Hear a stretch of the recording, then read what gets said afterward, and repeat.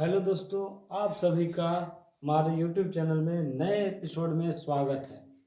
मैं आज आपको वर्ग 9th की मैथ्स सब्जेक्ट का या मैथ विषय का पृष्ठीय क्षेत्रफल और आयतन विषय पर चर्चा करने जा रहा हूँ।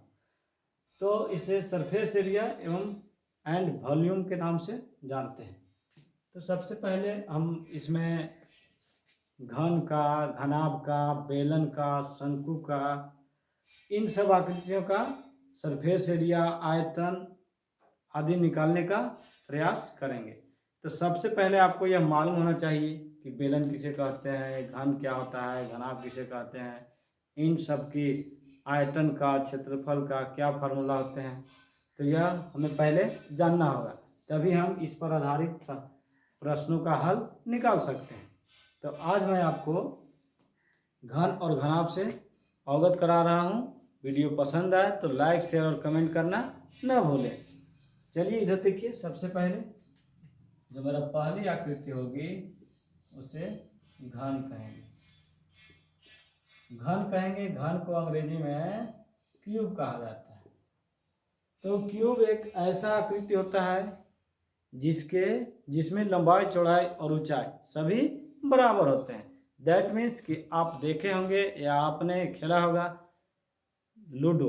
तो लूडो का एक पासा होता है जो एक घन का बहुत अच्छा उदाहरण है। और दूसरी एक साबुन भी आती है धोने वाली, जिसकी लंबाई, चौड़ाई और ऊंचाई लगभग सब सेम होती है, तो उसे हम घन कह सकते हैं। तो चलिए सबसे पहले घन का फिगर देखते हैं। तो घन बनाने के लिए आपको सबसे पहले इस तरह से आकृति खींचना होगा। इसके बीच भाग से लेंगे, बीच भाग से लेकर के इस तरह से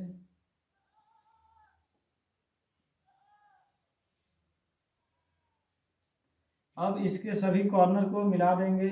ये कॉर्नर से इसको, ये कॉर्नर से इसको, ये कॉर्नर से इसको, ये कॉर्नर से इसको। अब इसे नाम लिख देते हैं A, B, C, D, E, F, G, H. यह ऐसी आकृति लग रही है जिसके लग रहा है कि सभी भुजाएं बराबर है। तो मैं बता दूं, इसकी एक साइड्स को भुजा बोला जाता है, साइड्स बोला जाता है, और इसे डिनोट किया जाता है ए से।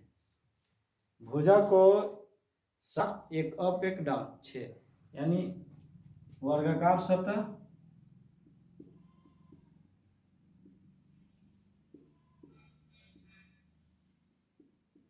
वर्गाकार सतह 6 होंगे। इसका किनारा 1, 2, 3, 4, 5, 6, 7, 8, 9, 10, 11 और एक ये 12। इसके किनारा होंगे 12।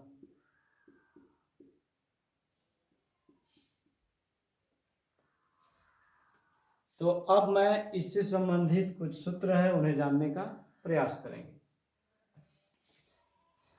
पहली सूत्र है घन का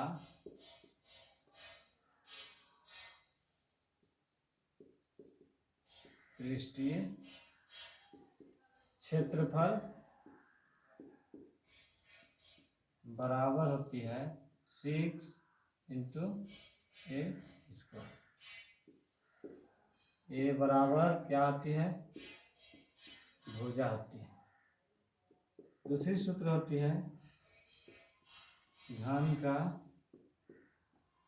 आयतन।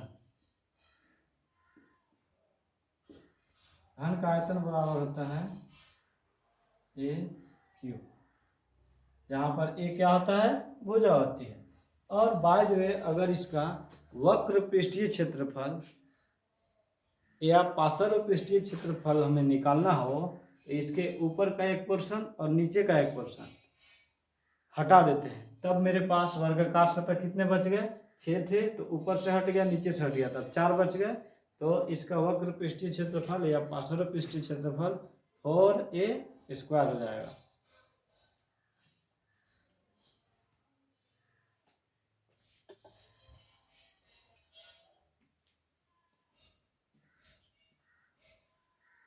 अब मैं दूसरी आकृति के रूप में घनाभ लेते हैं। घनाभ क्या होता है? तो घनाभ घन का ही रूप है, लेकिन उसकी लंबाई, चौड़ाई और ऊंचाई सभी अलग अलग हो जाएंगे। तो इसका आकृति पहले देखेंगे।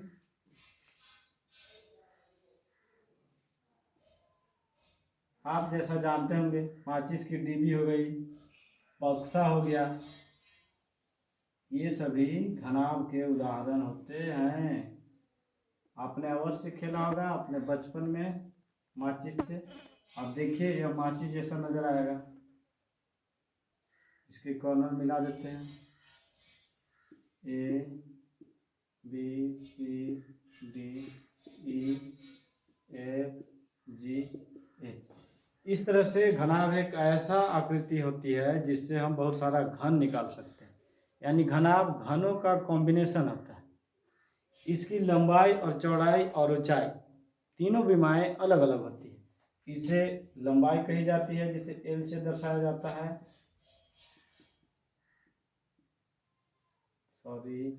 लंबाई हो गई।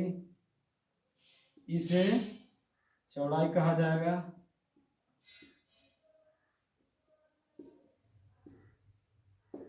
चौड़ाई जिसे बी से डिनोट किया जाता है।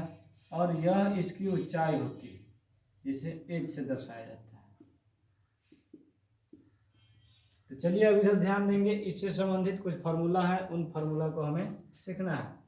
तो एच क्या होती है? एच होती है ऊंचाई,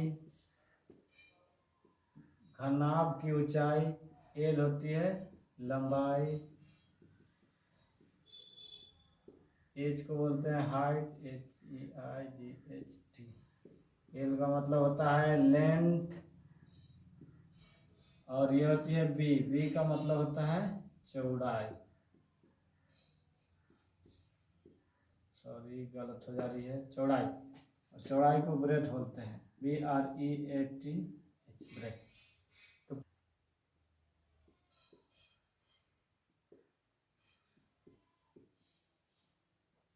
घनाभ का कुल पृष्ठीय क्षेत्रफल बराबर 2 into LB plus BH plus LH। यानी घनाभ का वक्र या पार्श्व पृष्ठीय क्षेत्रफल 2H L प्लस P, जहाँ H हाइट होगी, L लंबाई होगी, B चौड़ाई होगी। घनाभ का कुल पृष्ठीय क्षेत्रफल 2 इंटू LB, यानी लंबाई गुना चौड़ाई प्लस चौड़ाई गुना ऊंचाई प्लस ऊंचाई गुना लंबाई। और तीसरी जो है घनाभ का आयतन। घनाभ का आयतन बराबर L into B into H. हम उम्मीद करते हैं कि आपको यह पसंद आया होगा। तो लाइक और शेयर अवश्य करें, लाइक कमेंट और शेयर अवश्य करें, क्योंकि आपका लाइक और शेयर हमें प्रेरणा देती है कि हम और अधिक से अधिक मेहनत करके अच्छा से अच्छा वीडियो का बनाने का प्रयास करें। और हम अगले एपिसोड में एग्जाम्पल के द्वारा इनके कुछ सवाल को हल करने की कोशिश करेंगे।